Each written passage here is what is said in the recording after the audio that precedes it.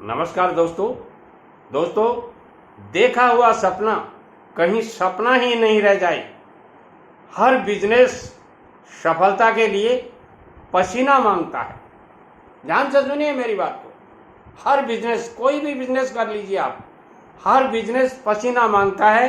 कोई बिजनेस शरीर का पसीना मांगता है, कोई बिजनेस दिमाग का पसीना मांगता है, कोई बिजनेस पैसे का पसीना मांगता है और कोई बिजनेस टेक्निक का पसीना मांगता है। मगर हर बिजनेस पसीना मांगता है। पसीने से मेरा मतलब है मेहनत मांगता है। और जिन लोगों ने बिजनेस में मेहनत की है उन लोगों ने बहुत तरक्की की है, और जिन लोगों ने मेहनत नहीं की है उन्होंने बाप दादाओं की बहुत अच्छे स्टेबल बिजनेसेस को डाउनफॉल दिला दिया, या यूं कह सकते हैं उनका नामो निशान मिटा दिया। और बहुत से ऐसे धीरूभाई अंबानी जैसे हुए थे, वो MDH मसाले वाले जैसे हुए थे, हल्दीराम भुजिया वाले जैसे हुए हैं, जिन्होंने छोटे से बिजनेस को बड़ा करके दिखा दिया। और वो भी बहुत वर्षों में नहीं, हमारे ज़माने में। यानी हमारे ज़माने का मतलब है मैं 70 साल का हो गया, 71वां चल रहा है, और 10 साल की हो सकता है मुझे याद नहीं हो, मगर पिछले 60 सालों में इन लोगों ने जो तरक्की की है, अडानी जी को देख लीजिए, अंबानी जी को देख लीजिए, और बहुत से घराने हैं, टाटा जी को देख लीजिए, रतन टाटा जी क्या कर रहे हैं, विप्रो के अजीम प्रेम जी को देख लीजिए, और किसी को नाम बताऊं आपको, डॉक्टर रेड्डी को देख लीजिए, कहां से कहां पहुंच गया। अरे डॉक्टर रेड्डी, क्या बात बताऊं आपको, 150 रुपये में शेयर बिकता था। ये मुझे जहां तक याद है ये 1998, 99, 2000 के आसपास 150 रुपये का शेयर आज 5000 को पार कर रहा है।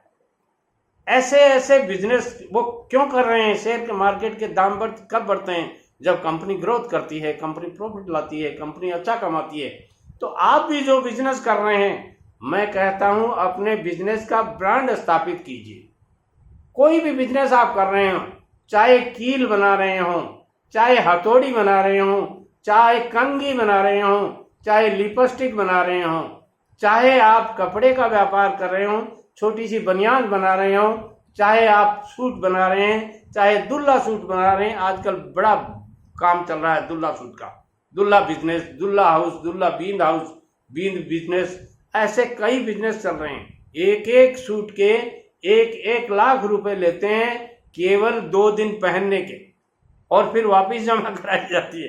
ध्यान से सुनिए, ये बिजनेस भी आप कर सकते हैं। ऐसे बिजनेस आइडियाज मैं देता हूं इस चैनल पे जो आपको याद ही नहीं रहती। कौन से ऐसे बिजनेस हैं जो आप कर सकते हैं, वो आपको याद आ जाएं। मेरा उद्देश्य यही है। बिजनेस आइडिया का मतलब ही यही है कि मैं आइडिया देता हूं आपको बिजनेस का, कह गया शुरू से लेकर अंत तक। कुछ लोग कहते हैं दादाजी आपने इसमें ये नहीं बताया लाइसेंस कैसे बनाया जाता है इसका। अरे भाई, तो जब आप काम शुरू करोगे तो वो अपने आप सीख जाएंगे। वो आपने कहा यहाँ कहावत है ना कि चोर कोतवाली अपने आप सिखा देता है। कोतवाली का रास्ता किधर है, चोरी करने वाले को अपने आप पता चल जाता है, क्योंकि वो पकड़ के जब ले जाते हैं ना, तो वो कोई भी पूछता है कोतवाली किधर है, बोले उधर है। तो ये सब आप अपने आप सीख जाएंगे। मेरा कहने का मतलब ये है कि कोई भी बिजनेस आप करेंगे, उस बिजनेस में हार्ड वर्क करना आपके नेचर में होना चाहिए। यदि आप कंफर्टेबल जोन में हैं, ध्यान से सुन लीजिए, यदि आप आराम तलबी की जीवन जीना चाहते हैं, बिजनेस में मत आइए। चाहे वो कोई भी बिजनेस हो, मैंने जितने बिजनेस आपको बताए हैं उन सब में मेहनत पहला फंडा है। दूसरा फंडा कैपिटल। हर बिजनेस कैपिटल मांगता है। चाहे वो 1000 रुपये का बिजनेस करें, आप पानी पूरी बेच करके भी बिजनेस किया जा सकता है, और बहुत बड़ा हार्डवेयर स्टोर खोल करके भी बिजनेस किया जा सकता है। ये आपके ऊपर डिपेंड है कि आप किस बिजनेस में फिट बैठते हैं, कौन से बिजनेस की आपको टेक्निक हासिल है, कौन सा बिजनेस आप करना चाहते हैं। और कुछ बिजनेस ऐसे हैं जो नाम मात्र के होते हैं मगर फिर भी बहुत अच्छा कमा लेते हैं। हल्दीराम भुजिया वाले की दुकान, बीकानेर, राजस्थान का एक बहुत बड़ा अच्छा शहर जो महाराजा गंगा सिंह जी का बसाया हुआ है, उसमें हल्दीराम जी भुजिया वाले की एक दुकान छोटी सी हुआ करती थी। मैंने देखी नहीं है, सुनी है। अब जब मैं देखता हूं तो बहुत बड़े शोरूम हैं उनके, और बीकानेर में ही नहीं, हर स्टेट में उनके शोरूम मिल जाएंगे आपको।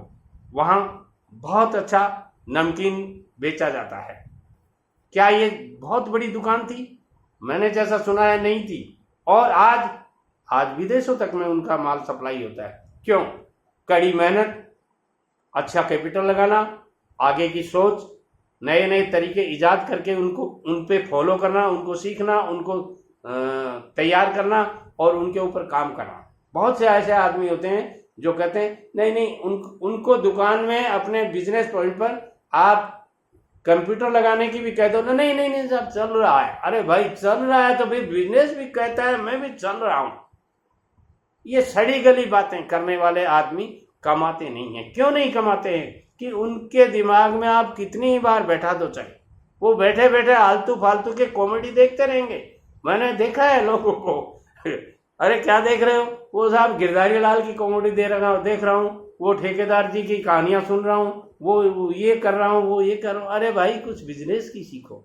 आप जब भी ठाले होते हो, ठाले का मतलब मारवाड़ी में ठाला बोला जाता है, यानी जब आपको थोड़ी सी फुर्सत हो उस समय आप जो कुछ भी देखो वो आपने बिजनेस से संबंधित देखो। दुकान में बैठे हो आप और वहां रामायण की कथा सुन रहे हो। अरे साहब मैं रामायण की कथा का विरोधी नहीं हूँ, मैं खुद राम का भक्त हूँ, ऐसी बात नहीं है। आध्यात्मिक आदमी हूँ, मैं कृष्ण को भी मानता हूँ, मैं ईश्वर को भी मानता हूँ, मैं अल्लाह को भी मानता हूँ, मैं गॉड को भी मानता हूँ। और मेरी नज़र में सबके रास्ते एक ही हैं, खाली रोड अलग अलग हो सकती हैं, वो पॉइंट जाकर के वहीं जाके टच होता है। तो आप भी कर सकते हैं, मगर जो बिजनेस पॉइंट है उस पर बिजनेस की बातें होनी चाहिए। जब आप पूजा घर में होते हैं तो आध्यात्मिक बातें नहीं होनी चाहिए। वहां आपने फोन लगा रखा, हाँ इस भाव बेच देना, इस भाव खरीद लेना, कोई मतलब नहीं है। 5 मिनट का टाइम, 2 मिनट का टाइम, 10 मिनट का टाइम आप पूजा घर में दीजिए। अपने अल्लाह ईश्वर जो भी आपका धर्म है उसके हिसाब से आप नमाज पढ़ते वक्त यदि फोन से डिस्टर्ब होते हैं तो मैं मानता हूँ आप गलत कर रहे हैं। जहाँ जो पॉइंट है उस विषय पर वहाँ वैसी ही बात होनी चाहिए। शास्त्रों में लिखा है कि गलत जगह बैठकर दूसरे पॉइंट की बात करना, अपने बिजनेस पॉइंट पर बैठ करके किसी गलत बिजनेस के अलावा कोई बात करना बहुत ज़्यादा प्रासंगिक नहीं होता। और यदि करना भी है आपको तो उसको टू द पॉइंट करके तुरंत सल्टाइए और बाद में उनको कहिए कि सर ये बिजनेस पॉइंट है, इस मामले में अपन दोबारा कभी चर्चा करेंगे या अपॉइंट कर लेंगे अपन कि इसमें अपन मिलेंगे और दोबारा चर्चा कर लेंगे। आप ऐसे करके लोगों को टाल सकते हैं, या यूं कह सकते हैं अपने बिजनेस पॉइंट को सही बनाने के लिए आप ये सब तरीके अपना सकते हैं। काफ़ी लोग बिजनेस पॉइंट पर बैठ के कहते हैं साहब चाय बना देते हैं, साहब डोसा बहुत बढ़िया बनता है सामने। अरे ये डोसा खाने की जगह है। हाँ, फॉर्मेलिटी के हिसाब से आपने, यदि ग्राहक काफ़ी लंबे समय तक बैठ जाता है आपके पास तो आप उसको चाय पान की व्यवस्था करा सकते हैं, मगर ये तरीका नहीं है। आप गलत कह रहे हैं। मेरी समझ में ये डोसा खाने की जगह नहीं है। हाँ, यदि डोसा खाने की आपको तलब है तो होटल में जाइए और आराम से खाइए, वहाँ मंगवाने का पॉइंट नहीं है। नमस्कार।